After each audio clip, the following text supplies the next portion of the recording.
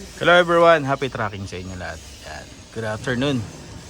So time check is February 8, 1:34 PM dito sa Tipo. Pakita ko sa inyo itong tractor head na 6-wheeler, guys. Ito sa one of our subscribers, no. Ang maganda dito, guys, manual transmission, 6WG1, high and low, guys, splitter type, no? High and low, guys, napakadalang, no, ng ganitong klaseng truck. Kasi meron kasi, guys, na manual transmission lang, so walang high and low.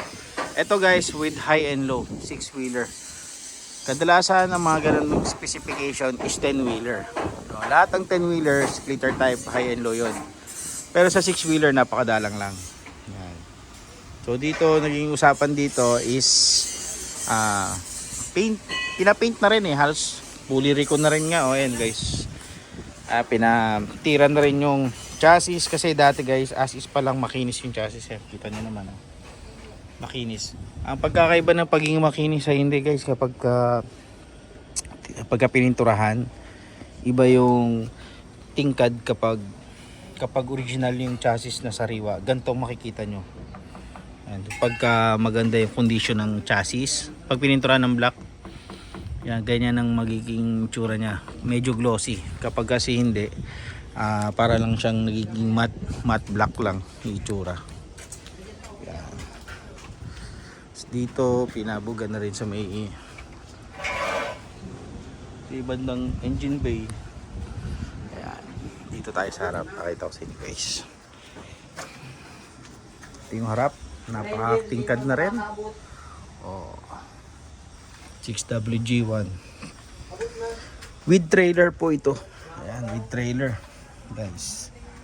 Ngayon yung presyo niya, umabot lang kami dito ng 1.680 million.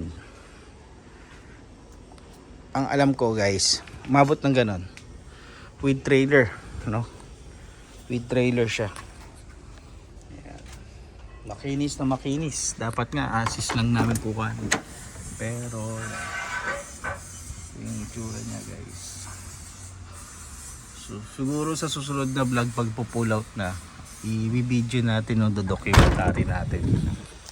All in all, maayos, maganda. So ayun lang, bubble top.